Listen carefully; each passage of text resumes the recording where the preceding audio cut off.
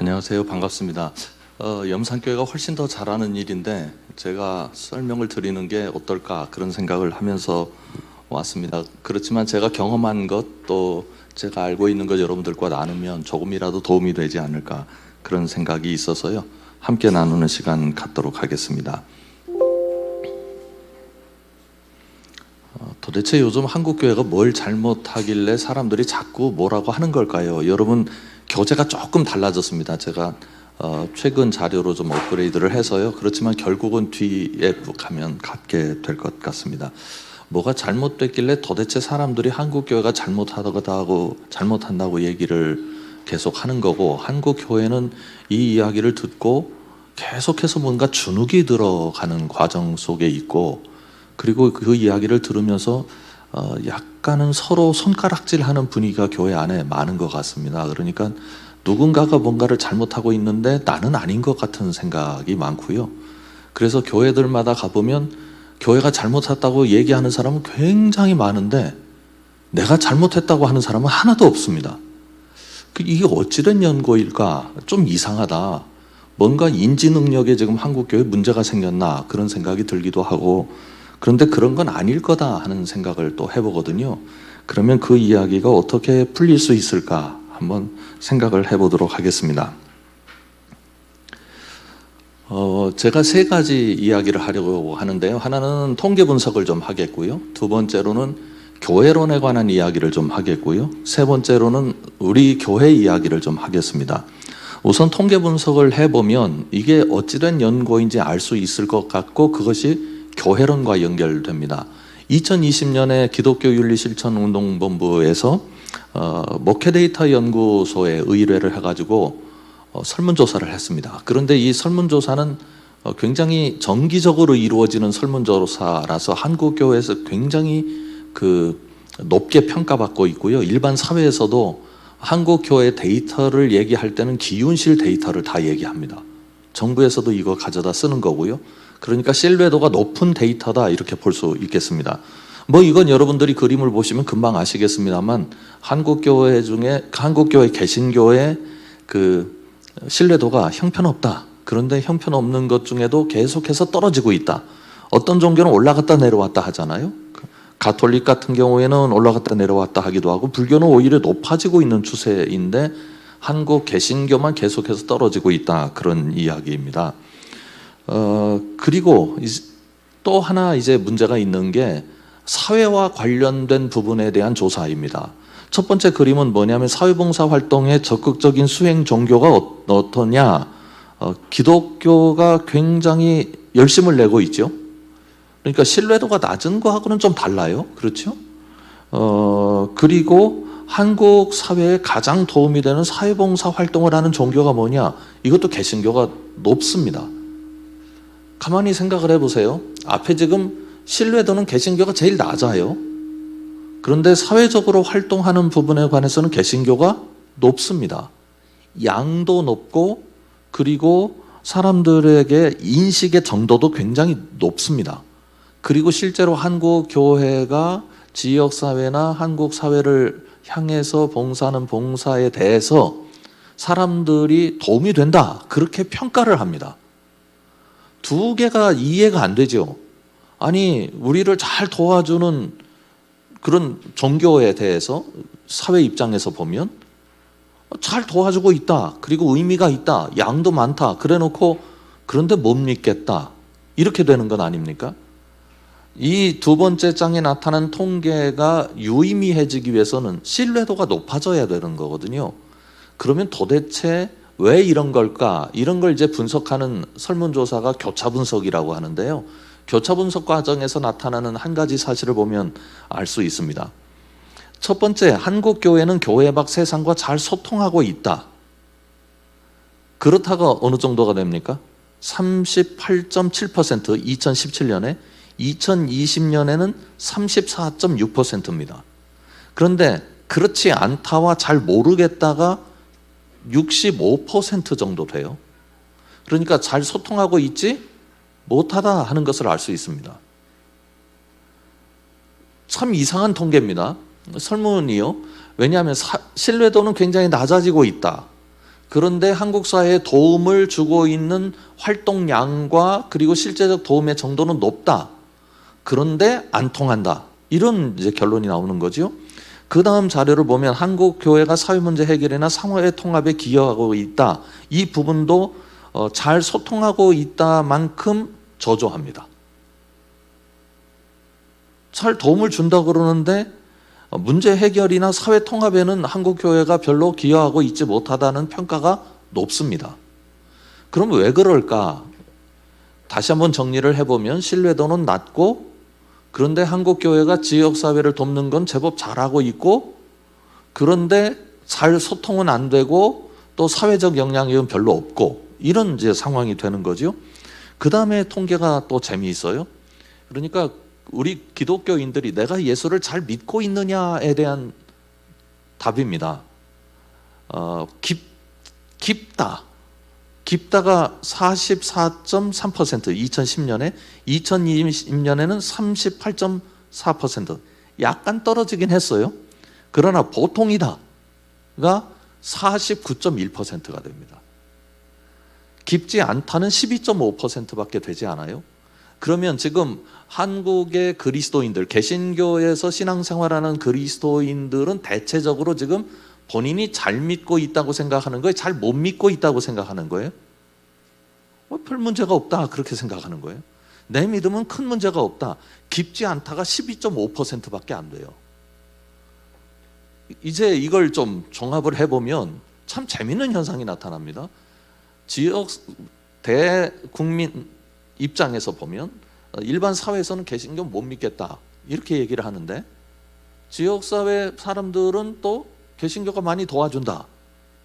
그런데 또 다음에 가서는 그런데 사회 통합이나 분열 사회적 문제에 대해서는 개신교가 기여하고 있지 못하다 이렇게 말을 하는데, 그렇게 살아가는 개신교인들은 나 신앙 괜찮아 이러고 있는 거예요.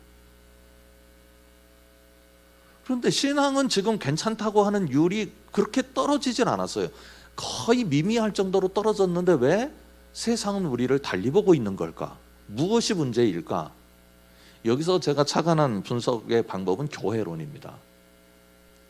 다음 이제 통계를 하나의 도표를 보시면, 이거는 일반 종교학에서 그 종교가 어떤 구조를 가지고 있는가를 이야기하는 아주 교과서적인 종교 분석도라고 볼 수 있겠습니다. 종교는 이런 상황으로 존재하게 된다는 건데요. 종교가 존재하기 위해서는 종교의 관념이 있어야 되겠죠.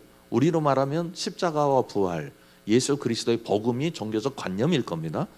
그러면 그것을 통해서 어떤 현상이 나타나냐면 체험 현상이 나타나는 거예요. 그래서 예수님의 제자들은 십자가에 달려 들어가신 예수님과 부활하신 예수님을 바라보면서 자기의 목숨도 기꺼이 던지는 그런 일들을 했지 않습니까? 종교적 체험들을 통해서 가진 힘이죠. 그게 뭘 만들어내느냐? 종교적 행위를 만들어냅니다. 종교적 행위가 모여가지고 나중에 제도와 조직이 돼요. 그러면 종교 체험이나 행위나 제도나 체계, 조직이 잘못되려면 어디가 잘못되어야 한다는 뜻입니까? 종교 관념.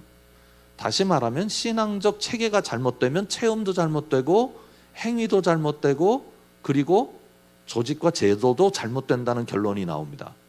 그러니까 조직과 제도가 잘못된 거는 그 이전 단계 종교 행위를 찾아봐야 될 거고, 종교 행위에도 문제가 있다면 더 파고 들어가서 종교 체험에 대해서 점검해 봐야 될 테고, 종교 체험에 대해서 잘못됐다고 분석이 된다면 종교 관념으로 가야 되는 건데요. 조직과 제도가 잘못됐다는 인식은 교회 안에도 굉장히 많습니다. 여러분들 아시죠? 종교 개혁이 필요하다. 이 얘기는 지금 제도와 조직에 관한 얘기거든요. 그런데 뭘 보고 개혁이 필요하다고 그러느냐면, 기윤실에 제가 그 자료를 가지고 오지는 않았습니다만, 그러면 한국 개신교가 종교적 신뢰도를 얻기 위해서 행해야 될 게 뭐냐? 윤리성과 도덕성이 높아져야 한다는 게 제일 첫 번째입니다. 두 번째로는 삶의 그 수준이 높아져야 된다. 그러니까 일상적인 삶 속에서 살아가는 그 우리의 모습들, 구체적인 행위들이 지금보다 수준이 더 높아져야 한다는 게 이거거든요. 그러면 그건 종교 행위에 관한 것 아니겠습니까? 그럼 종교 행위도 잘못됐다 이렇게 지금 사회가 보는 거죠. 그러면 종교 체험은 어떠냐? 종교 체험은 다 나 잘 믿고 있다 이렇게 생각하고 있다는 거 아니에요? 그렇죠. 잘 믿고 있다고 하는 건 내가 지금 체험적으로 기독교 신앙 안에서 비교적 잘 존재하고 있다고 얘기를 하는 거니까, 그러면 어디가 잘못됐다는 얘기입니까? 종교 관념, 신앙적 체계에 대한 이해가 잘못됐다는 거예요.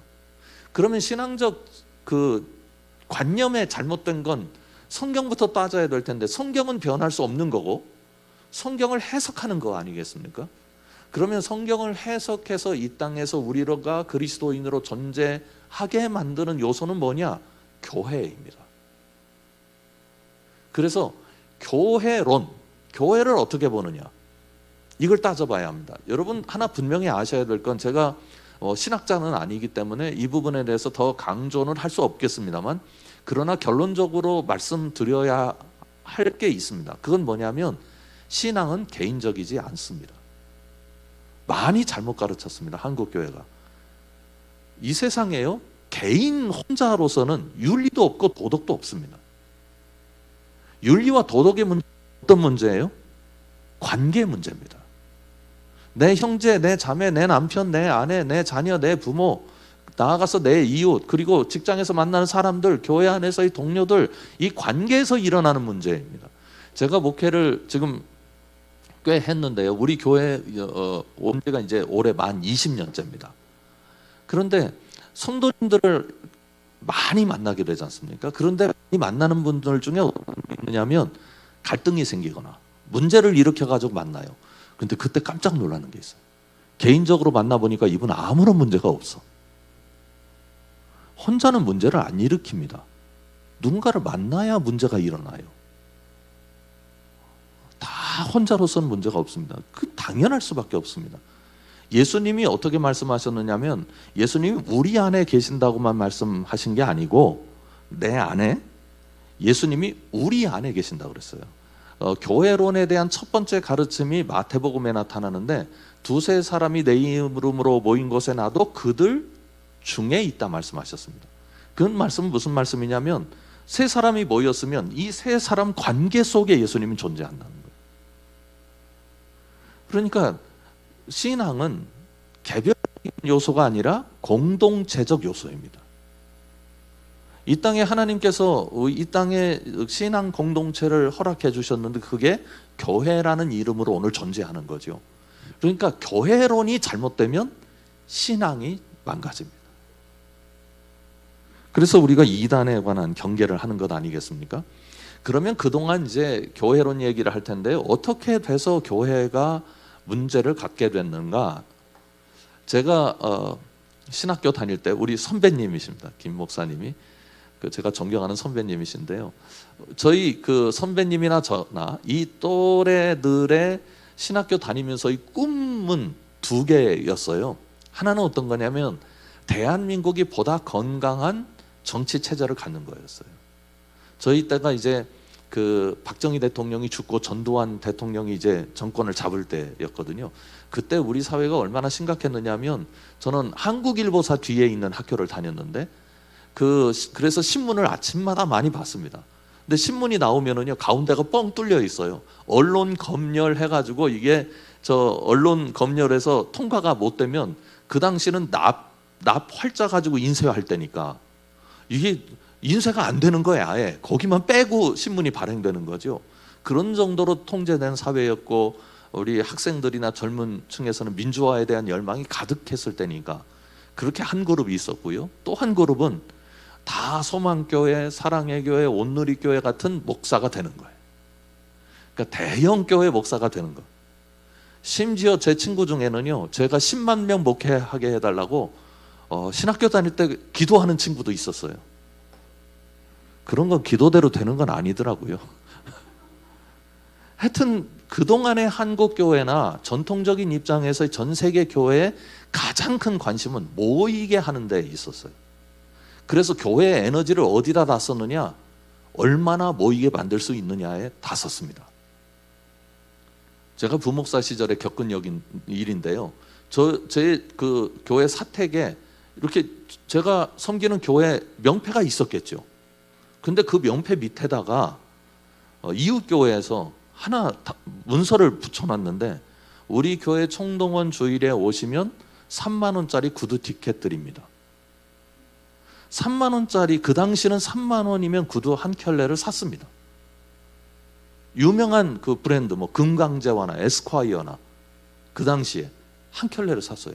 아니 교회 명패 밑에다 써놨다니까요. 그러니까 어느 교회가 더 많이 모이는 교회냐에 따라서 그 교회의 힘이라고 생각을 했고 이게 하나님의 역사라고 생각을 했어요. 심지어 한국교회에 어떤 얘기가 있었느냐면 니네 교회는 은혜 없어, 우리 교회 은혜 많아, 그러니까 우리 교회 와, 이렇게 전도하는 분들도 있어요. 제가 한두 명 본 게 아니에요. 아니 그 교회 믿는 하나님하고 다른 교회 믿는 하나님은 다른 하나님인가요? 그 말로 다 할 수 없는, 그러니까 사회에서 소위 그 보험회사에서 상품을 팔기 위한 방법들이 교회 안에 전도법으로 둔갑을 해서 별의별 전도법이 대한민국 교회를 지배했습니다. 그러니까 어떻게 하면 교회 많이 모이게 하느냐, 이 교회의 크기에 따라서 목회자도 계급화되기 시작했고요. 제가 한번 어떤 모임에 갔는데 우리 교우 몇 분하고 같이 갔어요. 그런데 이렇게 제 옆에 저만큼 드럼 있는 쪽만큼 떨어진 곳에서 저희 교인하고 몇 분하고 모여서 얘기를 하더라고요. 그런데 이제 처음에 만나면 통성명을 해야 될 것 아닙니까? 안녕하세요, 어느 교회에서 오셨어요? 그러니까 우리 교인이 저기 거기 교회 있어요. 그리고 교회 이름을 얘기를 안 하는 거예요. 그런데 그 앞에 있는 분이 소망교회 교인이었습니다. 그래서 저는 소망교회 다닙니다 하고 소개를 하더니 어느 교회에서 오셨어요? 그러니까 이번 판단에는 얘기를 해봐도 어차피 모를 건데 뭐하러 얘기를 해, 그런 뜻이었나 봐요. 그 다음 주일날 와가지고 어디 가서 우리 교회 얘기 안 하면 출교시켜버리겠다 그랬어요. 얼마나 이상합니까? 교회가 작으면 거기는 예수님 안 믿는 집단인가요? 공동체인가요? 우리도 모르는 사이에 작으면 주눅 들고 크면 그 교회 등록한 것 뿐인데 그 교회 다니는 게 마치 기독교 안에서는 출세한 것처럼 여겨지는 경향이 한국 교회를 지배했다고요. 그래서 자꾸 이 모이게 하는 쪽에 관심을 두게 되었습니다. 이 교회론이 가는 교회 쪽으로, 어떻게 하면 한국 교회가 세상 가운데 예수님의 사명을 가지고 우리 삶 속에, 지역의 골목 속에, 직장 속에, 학교 속에 파고 들어갈 수 있겠느냐, 이것이 앞으로의 교회의 관심이어야 한다, 거기에 에너지를 집중해야 한다 하는 이야기를 하고 있습니다. 그러기 위해서 좀 몇 가지 어려운 이야기를 할 텐데, 이건 제가 논문을 쓸 때 앨런 헐시라는 사람이 쓴 The Forgotten Ways라는 책이 있습니다. 이 책에 나타난 도표인데요, 이거 뭐 영어로 써 있어가지고 죄송하다는 생각이 들고요. 이걸 너무 유심히 보실 필요는 없어요. 제가 설명드리는 것만 잘 들어보시면 금방 이해가 되십니다. 첫 번째 왼쪽에 있는 그림은 어떤 그림이냐면 전통적 교회가 가지고 있는 교회에 대한 인식이에요.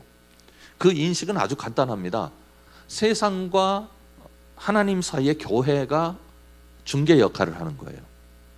그래서 하나님을 모르는 세상에 교회가 하나님을 먼저 알게 되었으니까 교회가 하나님을 소개하는 겁니다. 그래서 교회가 하나님을 독점하는 형태죠, 말하자면.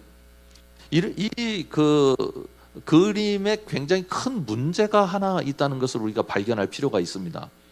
그러면 여러분에게 문제가 있다는 걸 발견하게 하기 위하여 질문을 한번 해보겠습니다. 교회 누구 겁니까? 하나님 거.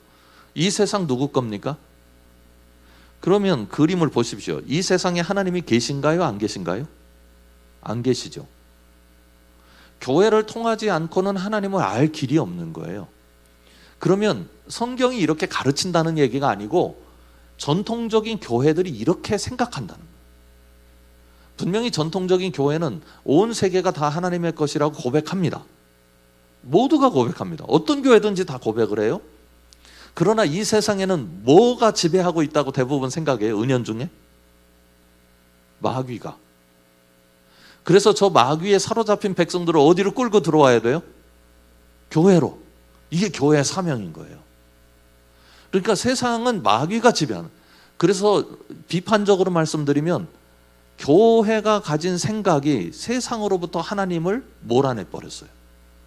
세상에 하나님이 없는 세상을 만들어 버렸다고요. 이게 관념적으로 만든 거예요. 하나님이 지금도 이 세상의 역사를 주관하고 계시고 하나님께서 이 역사를 하나님의 목표와 하나님의 뜻을 따라서 이끌어가고 계신데 그 속에서 역사하시는 하나님을 우리가 발견하려기보다는 교회가 부흥하는 게 중요하니까, 그러면 부흥하려면 왜 그 교회는 좋은 곳이고 세상은 나쁜 곳이 되어야 설득력이 있잖아요. 나쁜 곳에서 좋은 곳으로 오게 만드는 거니까. 그래서 세상에는 복이 없고 세상에는 돈을 아무리 가져도 결국은 지옥 갈 거고 다, 그러니 천국 가려면 여기로 와라, 이렇게 하는 언어들이 우리에게 너무 익숙해졌습니다. 그렇게 언어들이 익숙해지면서 어떤 현상이 생기기 시작했느냐면 교회가 교회를 위한 언어들만을 사용하기 시작했어요. 그러면서 언어가 세상과 분절되기 시작합니다. 점점 멀어져요. 교회 다니는 사람들의 용어가 따로 있어요. 교회 안 다니는 사람들은 그 용어를 알지를 못해요. 이런 현상들이 심화되기 시작했습니다. 그래서 사회와 한국말을 똑같이 쓰는데 잘 소통이 안 돼요. 우리식의 주장, 우리식의 생각, 우리가 가진 가치에 대한 강요가 사회로 하여금 점점 교회와 상대하지 않게 만드는 결정적인 요소가 되었습니다. 참 재미있는 현상들이 있는데요. 그 중에 하나가, 여러분 교회에서 세속적인 노래 하면 됩니까? 안 됩니까? 염산교회는 어떠신가요? 대부분 여러분들이 자신 있게 돼요 안 나오는 건 하긴 해도 찜찜하다는 거예요. 교회 안에서 하면. 그죠? 네. 그런데 노래방에 가서는 가요 합니까? 안 합니까? 아니, 나는 지금 교회에 있을 때는 그리스도인이고 거기 가면 그리스도인 아닙니까? 같은 사람이 교회 안에서, 공간이 교회 아니면 노래를 하면 안 되고 교회 바뀌면 노래를 해도 되고, 그러면 우리 스스로 세상과 교회를 어떻게 하고 있다는 거예요? 지금 분리시키고 있다는 겁니다. 제가 어떤 그 신문사 국장님에게 들었는데요, 교회가 어장 관리를 할 줄 모른대요. 왜냐하면 회사에서 물건을 팔아먹기 위해서 지역 사람들에게 얼마나 많은 투자를 하는지 모르세요? 여러분들이 어디 슈퍼에 가면 뭐 이렇게 조그만씩하게 뭘 하나 사면 덧붙여 주는 거, 뭐 기념품 주는 거, 이런 거 왜예요? 회사가 사람들에게 물건을 팔아먹기 위해서 심리적으로 얼마나 많은 연구를 하는지 모릅니다. 광고나 그리고 또 회사가 그 이미지 같은 걸 이야기를 할 때요, 고도의 심리적 전술을 쓰는 겁니다. 그게 보통 전술이 아닙니다. 그거 하나 개발하기 위해서 수십억, 수백억을 쏟아부어요. 왜요? 뭐 팔아먹으려고? 물건 팔아먹으려고. 그러니까 물건 팔아먹는 사람들이, 우리는 생각을 하기를 물건을 잘 만들기만 하면 팔린다고 생각을 하는데 그렇지 않다는 거예요. 이 물건이 저 사람들에게, 이 사가는 사람들에게 얼마나 구매력을 갖게 하겠느냐. 그럼 이 물건을 가지면 행복해지고, 이 물건을 가지면 기쁘고, 이 물건을 가지면 사람들이 나를 달리보고, 이 물건을 가지면 내가 사람들과 급이 다른 사람이 되고, 이런 생각을 하도록 만들어야 되는 거죠. 계속해서 세상을 설득하는 거예요.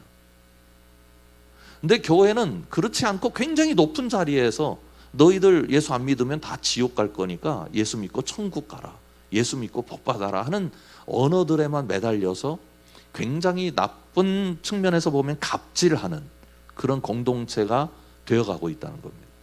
그래서 세상 사람들이 보기에는 와, 저 사람들은 다 천국 간대, 우리는 다 지옥 간대, 이런 방식으로 세상 사람들이 교회에 대해서 반응하게 만드는 거죠.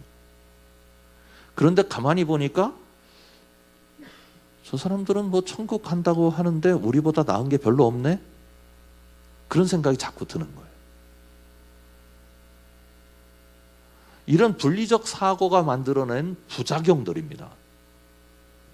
그래서 이 앨런 헐시라는 사람은 옆에 그림, 오른쪽의 그림으로 가야 한다, 이렇게 말합니다.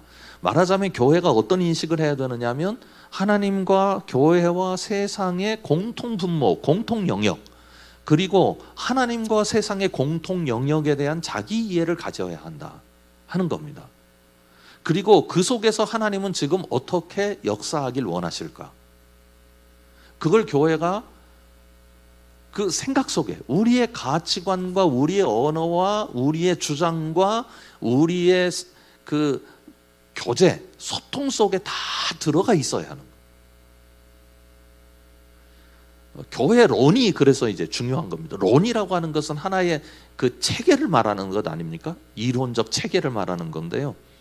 이 두 가지 중에 조금만 말씀드리면 어떤 게 있느냐면 하나님과 세상과 교회 가운데 unifying our lives under the one God. 그러니까 이런 거예요.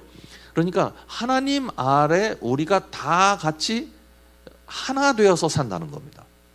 이런 거예요. 쉽게 말씀드리면 태풍이 몰아치면 교회는 태풍이 피해가고 세상만 태풍이 오는 게 아니죠.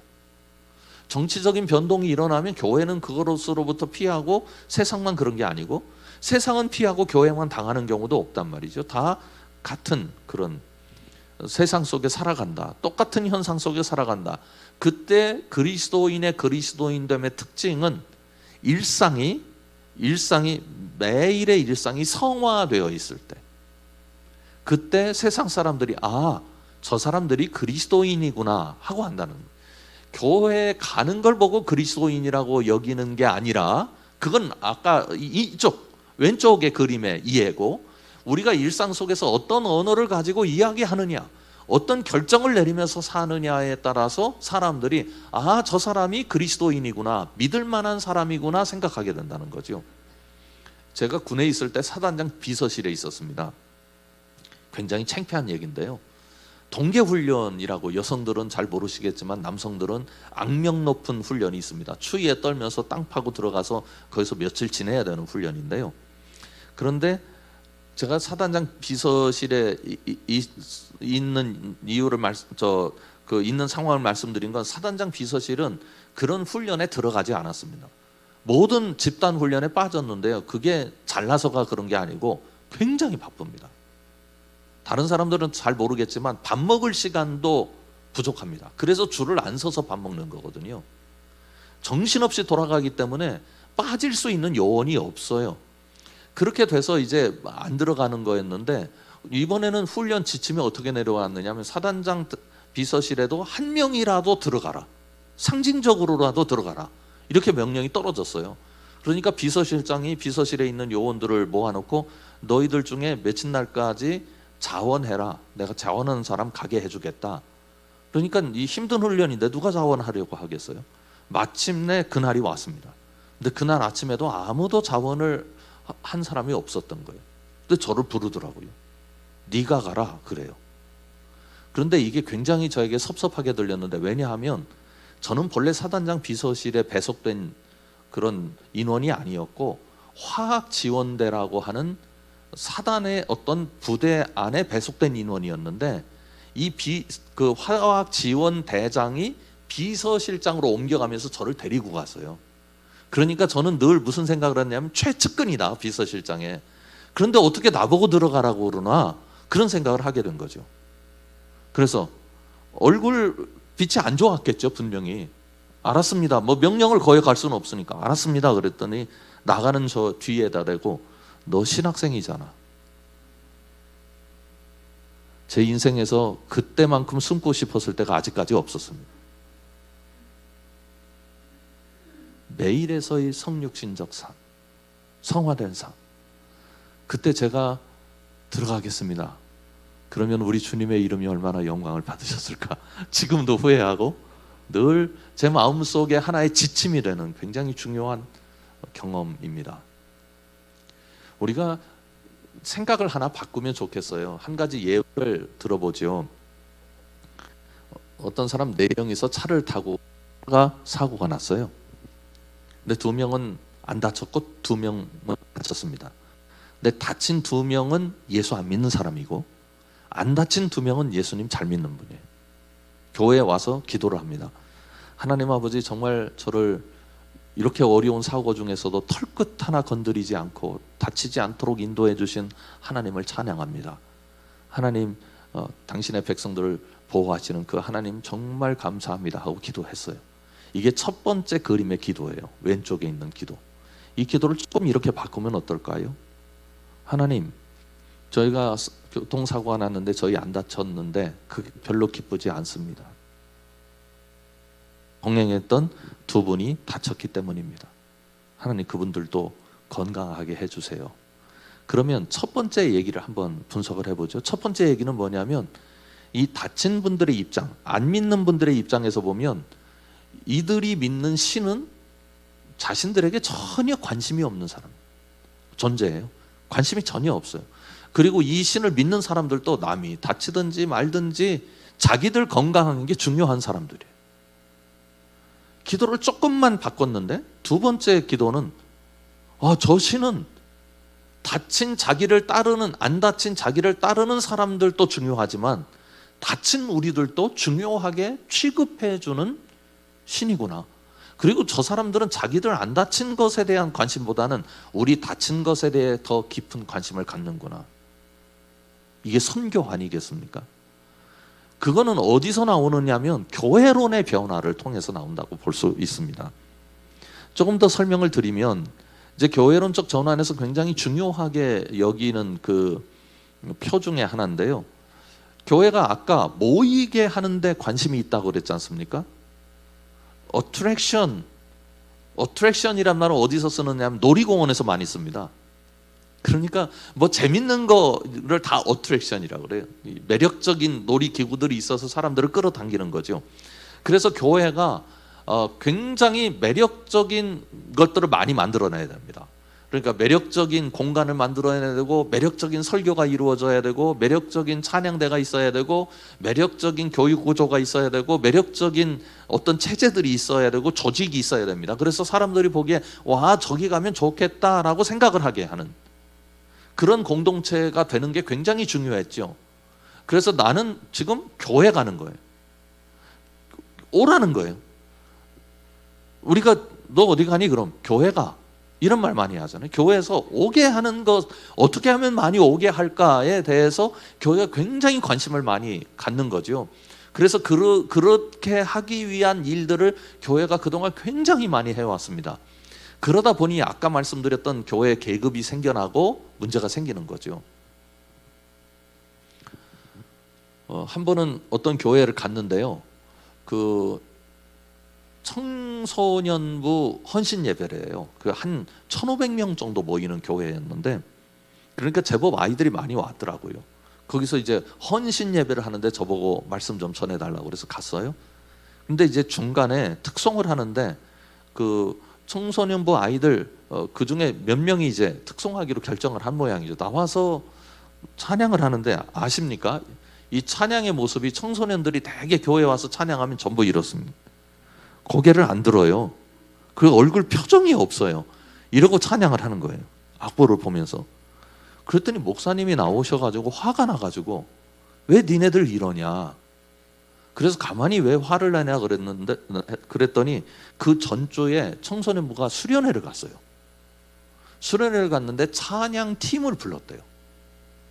근데 거기서 애들이 어떻게 찬양했느냐, 이러고 찬양. 이러고. 근데 교회 왔는데 왜 이러고 있는 거예요?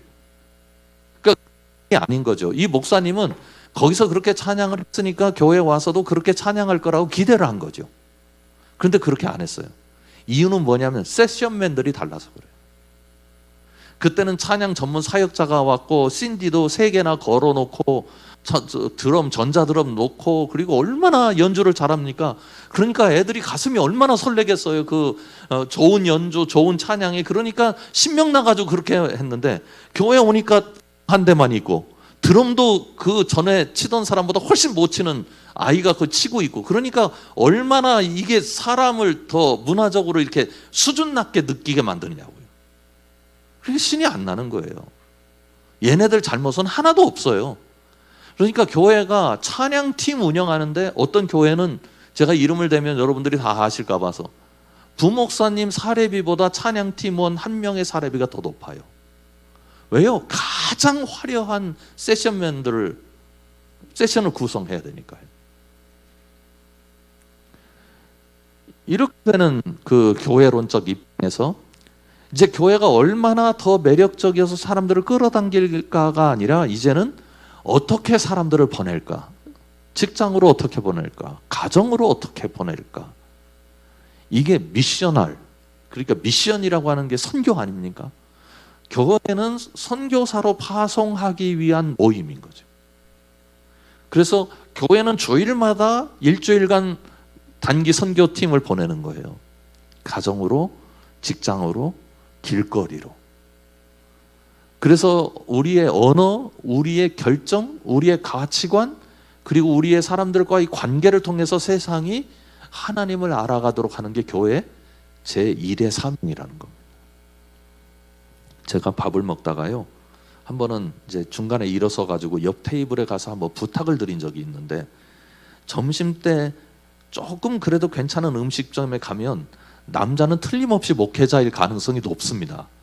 이제 그 음식점에 갔는데 거기는 뭐 그렇게 비싼 데는 아니었는데 고기 먹는 집이었거든요. 그 아주 화려한 집은 아니었어요. 저희 이제 몇 명이 음식을 먹고 있었고, 저쪽에 한 열 몇 분이 이렇게 모여가지고 이제 테이블에 앉아서 음식을 드시는데, 제가 그분들이 누군지를 금방 알았어요. 왜 그러냐면 모두가 다 권사님이라고 부르더라고. 그러니까 어느 교회 권사님들이 오신 거예요. 오셨는데 처음에는 괜찮았어요. 그런데 한 20분쯤 지나면서 한 분이 어떤 분 흉을 보기 시작했네요. 그랬더니 이게 돌아가면서 이제 흉을 보기 시작하는 거예요. 그런데 열 몇 명이 모이면 소리가 어떻습니까? 커집니다. 저기까지 들리게 만들어야 되니까. 자꾸 커지니까 이 음식점 안에 사람을, 죄송합니다, 이 씹는 소리가 가득 넘치기 시작한 거지. 안 되겠더라고요. 일어나서 가가지고, 저 죄송하지만 옆 테이블에 사람들이 지금 밥을 먹고 있는데 너무 시끄럽습니다. 좀 소리를 조금만 줄여주시면 고맙겠습니다 하고 정중히 인사를 했어요. 그랬더니 한 3분 정도 조용히 했는데 그 이후에 또 시작되는 거예요. 저는 단언컨대 주님의 특별한 역사가 없는 한 그 음식점에서 밥 먹은 사람들은 절대로 교회 안 갈 겁니다. 왜요? 나 저 집단에 갔다가 돌아가면서 씹힐 거야, 이렇게 생각할 겁니다. 그러니까 우리가 지금 선교적으로 존재하는 거죠. 우리 일상 속에서요, 이런 점들, 교회론적인 그런 인식에 필요하다, 그런 생각을 해봤습니다. 그러면서 이제 저희 교회가 어떻게 하면 변할 수 있을까, 교회 얘기를 간단하게 말씀드리면, 저희는 저희가 스스로 변할 수 있는 능력이 없다고 봤습니다. 누군가로부터 도움을 받아야 된다고 생각을 했고, 그 기법을 컨설팅이라고 하는 기법으로 사용해가지고 4가지 중요한 요소들을 컨설팅에 담아냈습니다. 첫 번째로는 교육입니다. 교육은 14개월 컨설팅 기간 동안의 교육이 약 8개월 정도 진행됐고요. 왜냐하면 지금까지 제가 어떤 말씀을 드렸냐면 교회론 말씀을 드렸어요. 세상을 우리가 어떻게 봐야 되고, 우리가 어떤 생각을 가지고 성경을 해석해내야 되고, 우리 일상은 어떤 방식으로 우리가 이해해야 되는지에 대해서 얘기를 했는데, 이게 쉽게 안 바뀌거든요. 생각도 관성의 법칙이 있어서 자꾸 과거로 회귀되는 경향이 있으니 우리가 열심히 공부를 해서 이거 해소시켜 나가자. 그래서 8개월 동안 공부를 했습니다. 그리고 이제 소통 구조를 만들어서 컨설팅을 진행하는 그룹, 그 다음에 교회 안의 그룹, 그리고 교회 밖의 그룹. 교회 밖의 그룹은 그 주변에 오피니언 리더라고 말씀드릴 수 있는, 그러니까 뭐 그 동장님이라든지 아니면 지역사회에서 나름대로 역할을 하는 분들 몇 분, 한 6분을 모셨습니다. 다 교통비 드리고 밥값도 드리고 회의비도 드리면서 그분들이 교회에 대해서 어떤 이야기를 할 수 있는 구조를 만들어 놨고요. 교회와 만나서 또 교회 이야기를 듣고 다른 사람들에게 그 이야기를 전파할 수 있는 구조를 만들었습니다. 그래서 전문가 조직과 교회 조직과 지역 조직이 함께 움직였고요. 그리고 조사를 했습니다. 지금 우리가 세상과 만나야 되는데 세상이 어떤 사람들인지 전문적으로 알지 못합니다. 그래서 설문조사와 지역조사를 했습니다. 일반 조사는 어떤 거냐면, 일반 조사와 설문조사를 했는데 동일하게 지역에 대해서도 그렇게 했고 교회에 대해서도 그렇게 했습니다. 일반 조사는 이런 겁니다. 제가 은평구에서 목회를 하고 있는데 은평구의 인구는 어느 정도 되는지, 남녀 비율은 어느 정도 되는지, 경제력은 어느 정도 되는지, 은평구가 가진 사회복지 체계는 어떤지, 그리고 지금 은평구 구민들이 가지고 있는 욕구들은 어떤 것들인지, 이런 것들이 일반적으로 조사하면 금방 나올 수 있는, 얻을 수 있는 자료들이 많이 있어요. 구청에도 있고 동사무소에도 있고 지역의 종합사회복지관에도 많이 있고요. 그런 백서들을 분석해 가지고 교회 앞에 알려주는 일을 하는 거고요. 직접적으로 교회를 중심으로 해서 1.5km, 그러니까 지름으로는 3km 정도의 주민들 대상으로 해서 설문조사를 하게 됐습니다. 그래서 지역조사와 설문조사를 전문적으로 일궈내서 지금 우리가 살아가고 있는 이 지역은 이렇습니다라고 이제 교회 앞에 알려주게 되는 거고요. 그 다음에 교회 조사도 했습니다. 교회 조사, 일반 조사는 우리 교회 출석 인원은 어느 정도 되는지, 재적 인원은 어느 정도 되는지, 그 인원 중에 인구 분포, 남녀 비율은 어느 정도 되는지, 연령별 비율은 어느 정도 되는지, 자가, 전세 뭐 이런 거 다 조사를 해가지고 우리 교회가, 우리 교우들이 살아가는 삶의 환경을 객관적으로 알게 됐고, 또 우리 교회가 5년 동안 사용했던 그 예결산을 다 공개를 해가지고 우리 교회는 어디에 어느 정도의 에너지를 쓰면서 살아왔는지에 관해서 교회가 알 수 있도록 객관화시키는 작업을 했습니다. 그리고 설문조사를 해서 교인들이 어떤 생각을 가지고 있는지, 신학적인 경향은 어떠한지, 교회에 대한 이해는 어떠한지, 지역사회에 대한 이해는 어떠한지, 어떤 욕구들을 가지고 있는지에 대해서 조사를 하게 됐고요. 그리고 마지막 단계에서 이제 시범 사업을 합니다.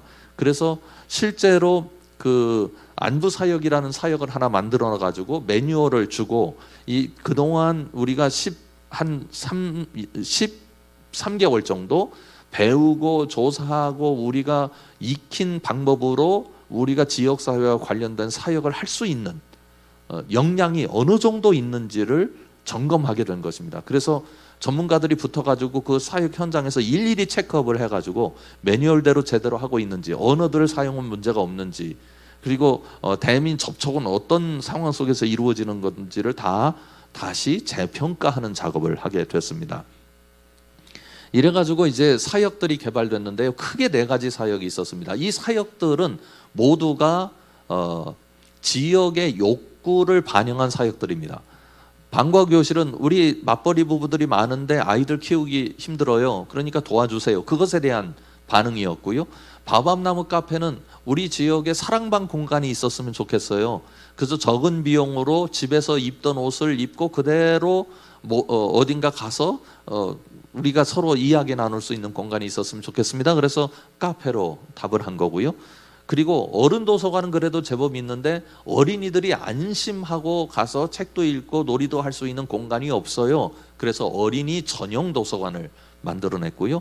안부 사역은 어르신들이 계신데 이분들이 지금 제대로 건강하게 식사는 제대로 하고 계신지에 관해서 체크업할 길이 없습니다. 그러니까 좀 도와주세요 해서 이제 홀로 사시는 분들을 정기적으로 안부를 묻는 사역을 했고, 나중에는 이것이 발전해서 그분들이 밥 끓여 먹는 것은 문제가 없는데 반찬 만드는 게 너무 힘들어요. 그래서 일주일 동안 드실 수 있는 반찬을 일주일에 한 번 만들어 가지고 제공해 드리는 그런 사역들로 발전하게 됩니다. 그런데 이런 사역들은 모두가 이것을 기본으로 해서 주민들의 욕구가 늘어나면 늘어날수록 그 늘어나는 것에 대한 반응을 보이는 사역들로 많이 확대되게 되었는데요. 바밤나무 카페에서는 음악회도 하고 전시회도 하고 또 주민인문학 아카데미도 하고, 지역분들이 어떤 자신들의 활동을 위해서 공간이 필요할 때 대여를 해주기도 하고, 그래서 지역이 마음대로 쓸 수 있는 그런 공간으로 지금 제공되고 있고요. 다섯콩 도서관은, 요즘 도서관은 책과 직접적 관련이 있는 사역뿐만 아니라 일상의 모든 삶과 관련된 사역들이 지금 도서관에서 펼쳐지고 있습니다. 그래서 이런 사역들을 계속해서 개발해서 진행하고 있고, 문화체육관광부 사업도 하고 있고요, 은평구 사업도 하고 있고, 또 지역사회 단체들, NGO 단체들의 사업도 하면서 여러 가지 프로그램들이 진행되고 있습니다. 그리고 방과교실이나 이런 바밤나무 카페, 다섯콩 작은 도서관을 통해서 이제 계속해서 어떤 사역들에 대한 욕구가 생기게 되었는데, 이것을 다 감당할 수 없게 되어서 지역의 그 교육 전문 단체가 마련됩니다.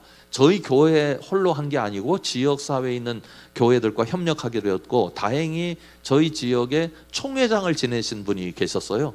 그래서 그분이 지역 사회에서 인지도가 있으니까 그분 중심으로 해가지고 모여서 어떤 걸 만들었느냐면 좋은 학교 만들기라고 하는 비영리 단체를 만들었다가 이것이 발전되어서 더불어 배움이라고 하는 서울시 교육청 소속 사단법인을 만들게 됐습니다. 이근복 목사님께서 여기서 주역 역할을 또 해주셨습니다. 그렇게 협업하면서 이게 구성되어서 이 구성된 이 교육 전문 단체가 지역 사회와 관련된 교육 프로그램을 개발하고 문체부나 서울시 교육청이나 지원을 받아가지고 마포구, 서대문구, 은평구 세 구의 약 150개 학교에서 교육 사업을 시작하게 됐습니다. 학생들 정서 지원 프로그램이라든지 부모들 아카데미, 또 선생님들 캠프, 이런 사역들을 하면서 이제 지역에 깊은 관련을 갖게 되었고요. 이 관련을 통해서 교회 지원 사업이 이루어지게 됐습니다. 그래서 저희 교회는 지난주 토요일 날 끝났는데 주말 돌봄 사역을 하고 있습니다. 그래서 전반기 12주, 후반기 12주 해가지고 토요일 날이 아이들 돌보기 어려운 가정들이 많더라고요. 사각지대입니다. 모든 정부가 운영하는 기관들은 금요일 날 다 마감하거든요. 토요일 날 맞벌이 하는 분들은 아이들 맡길 데가 없어요. 그래서 저희들이 그런 프로그램 만들어가지고 운영하고 있는데 약 50명의 아이들이 매주 토요일 날 저희 교회에서 함께 사역을 하고 사역에 참여하고 있는데요. 이 사역이 재미있는 게요, 은평구에서 비용이 나옵니다. 그리고 교육 프로그램은 교육 전문법인 더불어 배움에서 나오고요. 어떤 분은 더불어 배움이라 그러니까 더불어민주당 소속 법인이냐 그러시는 분이 계신데, 우리가 이름을 먼저 지었습니다. 저 민주당이 따라서 지은 겁니다. 하여튼 더불어 배움에서 이제 교육 프로그램을 제공을 하고 학교에서는 아이들을 모집해서 보내줍니다. 교회에. 그럼 교회에서는 공간과 자원봉사자, 그리고 일부의 그 아이들을 위한 뭐 간식, 그다음에 아이들을 위한 선물, 이런 것들을 이제 준비해 가지고 협업하는 프로그램입니다. 그래서 지역 사회와 전문 단체와 그리고 행정기관과 교회가 협업하는 아주 굉장히 건강한 프로그램들이 이루어지고 있습니다. 이런 것들이 발전하다 보니까 이제 지역을 위한 음악회도 교회를 통해서 이루어지고 있고, 세계 대형 음악회가 세 도시에서 있었습니다. 올해는 제주, 그리고 부산, 수원에서 있었는데 한 2억 정도가 투자되는 그런 굉장히 큰 음악회들입니다. 그러면서 교회가 지역사회와 깊이 관련하게 되었고, 그러면서 교회가 또, 저는 가장 큰 기쁨 중에 하나는 교회가 행복해졌습니다. 교우들이 자신들의 신앙생활에 대해서 굉장히 자부심도 많이 생기게 되었고요. 그리고 그런 의식의 수준이 높아지니까 지역사회에 들어가서 사람들을 만나는 태도, 그 다음에 지역사회와 관련한 것도 제법 성숙하게 가려고 하는 의지들이 굉장히 많으신 편입니다. 근데 저는 그런 생각이 듭니다. 제가 이런 걸 할 수 있는 사람이 못 됩니다. 그런 재주도 없고 그런 실력도 없는 사람인데 주변에서 막 도와주셔서 그 도와주시는 분들과 함께 마음을 나누면서 해왔고요. 저희 교회도 마찬가지입니다. 염산교회에 비하면 참 부족한 교회인데 많은 분들의 도움을 얻어서 함께 협력하면서 여기까지 왔습니다. 염산교회가 잘하는 것을 늘 응원하고요. 저희보다 앞서 가셔서 너무 감사하다는 생각이 들고요. 저희 교회 이야기를 여기까지 마치겠습니다. 잘 들어주셔서 감사합니다. 혹시 질문 있으시면, 조금 시간이 남았는데요.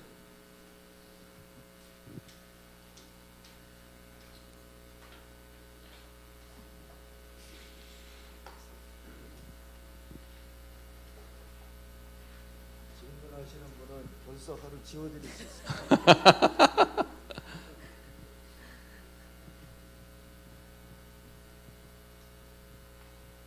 네네, 말씀해 주시죠. 예, 목사님 귀한 강의 감사드립니다. 이제 교회론이 매력적인 교회에서 선교적인 교회로 이렇게 바뀌어지는 것이 바람직하다 말씀해 주신 것으로 이해를 했는데요.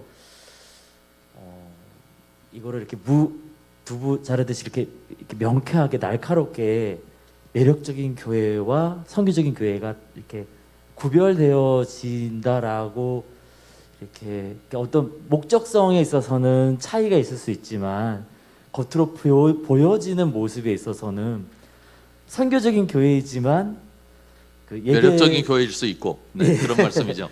네, 이런 얘기입니다. 매력적인 교회로 아까 어트랙셔널 처치는 어떤 뜻이냐면 그냥 교회로 모이는 것을 위해서 매력적인 거죠.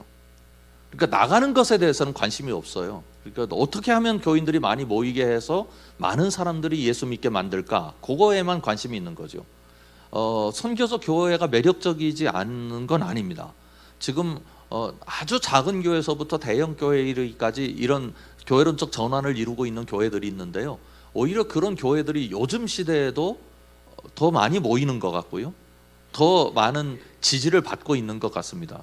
그러니까 저는 이 교회가 그저 모이는 것이 그 목표인 교회를 이제 그렇게 정의해 본 거고요. 당연히 그 교회들도 세상을 향해서 나아가고 있는 것도 사실이죠. 네, 그렇습니다. 이 질문 하나 더 드려요. 네네네.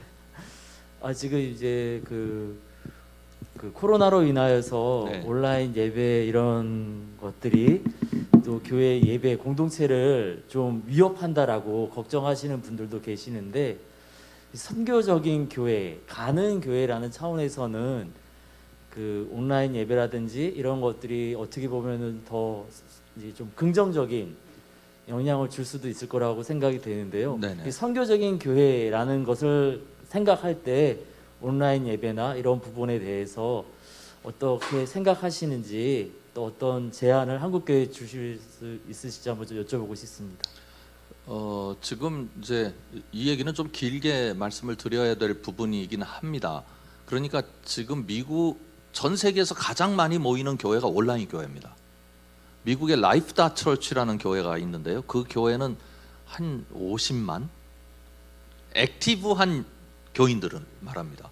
50만이 있다고 제가 들었는데요. 그 세들백 교회가 3,300개의 구역을 운영하고 있습니다. 그런데 모두 온라인입니다. 근데 온라인인데 이 3,300개 교회가 60만 명을 코로나 기간 동안 먹였습니다. 교회 그 주차장에다가 코너를 만들어 가지고 그 뭐 음료수 주는 코너, 그 다음에 먹을거리 주는 코너, 그 다음에 그 야채 주는 코너, 그리고 마지막에 예수님 믿도록 영접하게 하는 코너. 좀 우리하고는 다르거든요. 미국 사람들은 그러니까 그냥 물 드시겠어요? 그런데 나 먹고 싶지 않으면 아니요. 그러면 물을 더 주면 안 됩니다. 이게 폭력입니다. 우리나라에서 물 드시겠어요? 그럼 괜찮아요. 그럼 한 번 더 드려야 폴라이트 그 예의 바른 거잖아요. 그러니까 그 사람들한테는 예수 믿겠느냐고 물어보는 게 신뢰가 아니에요. 그러니까 이제 그 음식을 드시러 오신 분들한테 예수 믿겠느냐고 마지막에 이제 묻는 순서까지 집어넣는데 코로나 3년 동안 3,300명이 예수님을 믿기로 결심을 해서 지금 세들백 교회는 세례식을 하느라고 정신이 없습니다.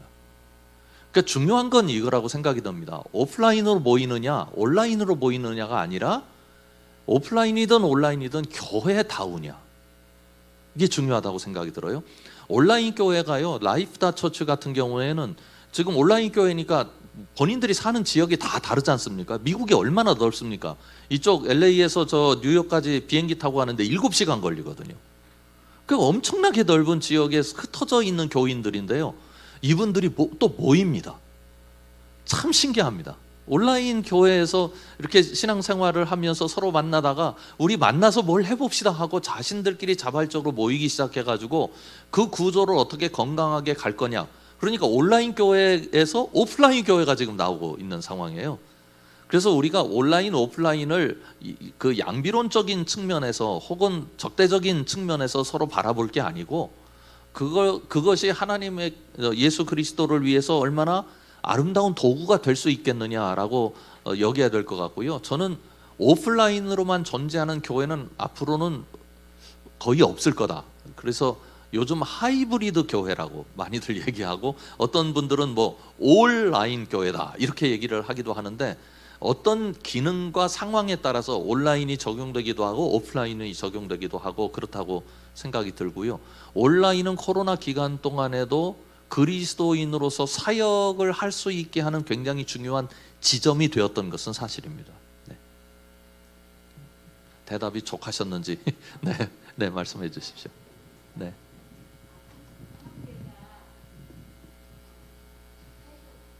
선교적 안녕하세요. 이현숙 집사입니다. 네, 이번에 반갑습니다. 피택 되어서 훈련받고 있는 네. 중인데요. 성안교회가 이렇게 사회 선교적인 네네. 실천적인 행동을 해서 네. 너무 감명 있게 들었고요. 저는 또 개인적으로 선교적 그 차원에서 주민자치위원 들어갔고요. 아, 네. 또 다문화 솔팅 공동체에서 아이고. 다문화 아이들을 위해서 우리 교인들 그리고 또 바깥에 있는 애들도 있어요. 했는데 코로나 때문에 좀 약간 좀 활동이 좀 줄어들긴 했지만 이거를 개인적으로 하기에는 너무 힘들더라고요. 네네네. 그래서 우리 교회 목사님들도 우리 목사님께서 좀 같이 협조해 주셔가지고 네. 대흥동 주민자치위원인데 그런데 담임 목사님이 못하시면은 부목사님이라도 참여해서 같이 했으면 좋겠고요. 사실 아까 말씀하셨는데 그 동사무소에 그런 협업으로 할 교회가 되게 많아요. 그래가지고 거기에 목사님 2분도 계셔요. 다른 교단. 그래가지고 서울시에서 그 하는 그 공모에서도 공모 2억, 사업. 예, 네네. 공모 사업에도 2억을 받았어요. 그래가지고 교회에서 지금 반찬 뭐 이런 네, 거 네네. 다 받아서 하니까 우리는 인원은 많잖아요. 봉사할 네, 인원이 네네, 네. 많고 또 하길 원하고 우리 장로 교인들이 교육받을 때 보니까 실천적 행동을 한다고 그러더라고요. 일을 하려고 한다고. 네네네. 그래서 저희도 그런 길로 나갔으면 좋겠다고 했는데 목사님께서 오늘 오셔서 그런 말씀해 주셔서 정말 감사합니다. 아유. 그래서 우리 교회에서도 좀 적극적으로 사회사업에 같이 협력해가지고 선교적으로 나갔으면 좋겠다고 제 의견을 얘기했습니다. 네, 제가 다는컨대 염산교회가 우리 교회보다 훨씬 더 잘하십니다. 그리고요 그런 것도 있어요. 그러니까 그 주민자치단체, 주민자치 지금 이름이 자꾸 변하니까 하여튼 그 지자체 여러 기관들에서 염산교회처럼 큰 교회가 적극적으로 나서면 안 됩니다. 왜 그러냐면 그 작은 교회들이 거기 숨구멍이 있거든요. 그래서 작은 교회, 저희 같은 경우는 이제 큰 교회가 나서기보다는 큰 교회가 작은 교회를 오히려 지원해서 그런 사역을 통해서라도 사회적 관계를 이렇게 유지할 수 있도록 도와드리는 것도 굉장히 좋은 방법인 것 같습니다. 염산교회는 이 정도로도 굉장히 훌륭하게 잘하고 계셔서 네, 늘 저희가 본받는 교회이기도 합니다. 또 질문이 하나만, 예, 혹시 저 다른 분 안 계시면 이렇게 양해해서 네 말씀 저기 이게 나중에 제가 개별적으로 말씀드리겠습니다. 네 질문해 주시죠.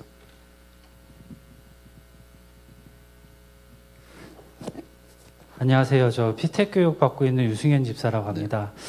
저는 요즘에 그 상황 지금 좀 늦게 와서 강의를 다 듣지 못했지만 기존에 말씀하신 대로 많은 것을 하기 위해서는 컨설팅도 받고 준비를 하고 새로운 것을 나가야 된다고 하는데 그러면은 그 성안교에서도 분명히 이것을 준비하기 전에 기존에 그 많은 활동들을 하셨을 거라고 생각됩니다. 그리고 어르신들이나 지역사회들에 관련돼서 한 것들을 그 많은 사람들이 참여하지 않은 것들은 축소해가지고 했을 거라고 생각되는데 그런 것들을 어떤 식으로 해결하셨는지 좀 그게 좀 궁금해서 네. 여쭤보게 됐습니다. 우선 이제 그 한국 교회가 가진 사회적 기여의 총량, 사회복지적인 측면에서는 1위입니다. 단연코 1위입니다. 유시민 장관이요, 한국 교회가 가진 옛날에 유시민 장관이 사회복지부 장관 할 때 얘긴데요. 사회복지 기관, 한국 교회가 가진 사회복지 기관을 다 정부로 귀속시키려고 한 적이 있었습니다.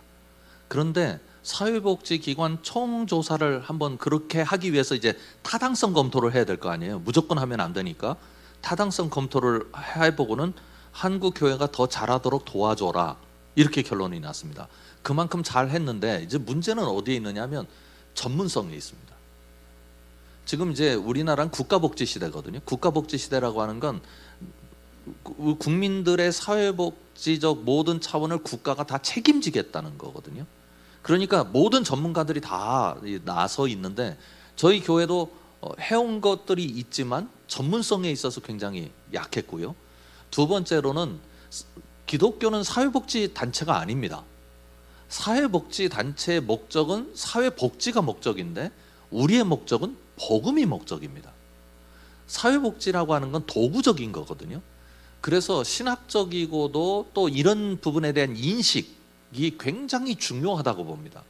어떤 교회들은 제가 우려하는 게 교회가 사회복지기관으로 전락해가는 교회들도 있는 것 같아요. 그 굉장히 우려스러운 일입니다. 이렇게 되면 사회복지기관들과 경쟁 관계가 되거든요.